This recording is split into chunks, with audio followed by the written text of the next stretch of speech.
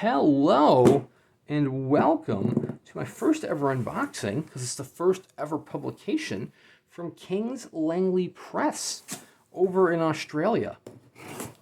And, well, I like to support small presses, and the price on this was very accommodating, especially when converted to US dollars, so I couldn't pass this one up. And it's a title that I don't think I would have normally otherwise have read. So this, my friends, is The Wheels of Chance, right? Wheels of Chance is the name of it? Yes, The Wheels of Chance by one H.G. Wells. Now, it's not letterpress printed or anything. It's just printed offset, but it is a beautiful cloth-bound book, and that's what has me excited. It's almost similar to kind of like a Folio Society book from what I had seen online. And it comes with a slipcase as well. So we have The Wheels of Chance. I almost said The Wheels of Fate earlier. So it's not The Wheels of Fate. It is The Wheels of Chance by H.G. Wells. Wells is most famous for his science fiction novels, Invisible Man, War of the Worlds, Time Machine. But this is one of his more whimsical titles, a comic title. The Wheels of Chance, written and published at the height of the biking craze, back when bikes became affordable and cheap to everybody, which nowadays seems like a silly thing. That was a big deal back in the day. And, oh, look at that.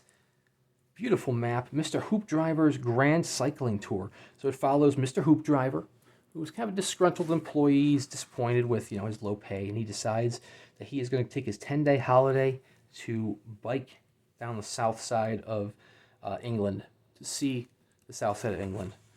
So why not, right? So this edition does have, what was it, 8 or 10 new color illustrations by Nikolay Fomin, Russian illustrator, but it does include the original 40 black and white illustrations from J. Ayton Symington from the original publication. Back in, 1895, around then.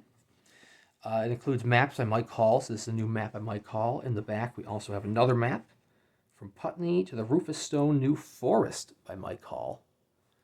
What's really cool about Nikolay Fomin's, Fomin, I don't know, I might be saying that wrong, his illustrations, is that he kept all the details as close as possible to Symington's original illustrations, which is just really cool. So this is a more whimsical tale from H.G. Wells. It includes a new introduction, I believe, too, right? An introduction by, I just read his name. No, I didn't. Its name's not in there. An introduction by a H.G. Wells, Jeremy Withers, an expert on H.G. Wells. He is a professor out in, I believe they said it was Iowa. A professor in Iowa, he himself has written several books about not only Wells, but about cycling during that time. It's one of the books I saw online that he had read was called The War of the Wheels, instead of War of the Worlds, which dealt with H.G. Wells and cycling, which, given that you're publishing The Wheels of Chance, that seems absolutely perfect to have him do your introduction. So very excited about that. So this does have some footnotes throughout. I read that online. It includes footnotes on archaic words, so you can actually, not have to look them up and be like, what the hell is he talking about in this 130-year-old novel? It also includes, there's one of our color illustrations. It also includes footnotes or notes on the monetary system. So there's one of Symington's illustrations, original illustrations. So this old monetary system is one that they don't even use in the UK anymore. And so they included somewhere in here a key on what the hell you're trying to make sense to it. How much of a pound sterling is that going to be? That sort of situation. Diary, there's an entry. So I very much like that. This is very nice. Very nice publication. I myself am a big fan of cycling. I've never gone on a 10-day cycling trip. I cannot say that I've done that, but it has me intrigued. It has me intrigued because, one, I've never read any non-science fiction from Wells, so that in and of itself has me intrigued. But it also makes me want to check that out. But also to support a nice little small press through Kings Langley. Copies are still available. I have no idea what they're moving on to next, but it is definitely a nice little volume. Like I said, it's kind of similar to a Folio Society volume. Me being in the United States, I would have to, pay heavier prices to get a Folio Society edition.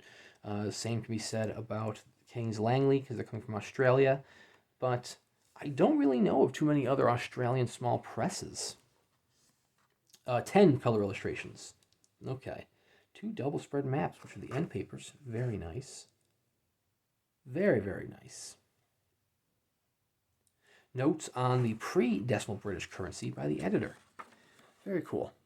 The only other Australian one that I can think off the top of my head is an imprint of PS Publishing. They have PS Publishing Australian imprint, which I do have a couple titles from, but it's technically an offshoot of PS Publishing, which is a British publisher. So anyways, copies of this are still available. It's a nice little title, nice little publication. It's very much in line with Folio Society editions, but it's a great way of supporting a new press. And I believe the copies might still be on sale. They had them on sale for a while, so you could even get it for a reduced price.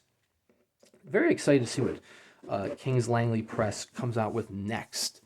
Are they going to continue with the lesser-known titles of authors, such as H.G. Wells, such as this?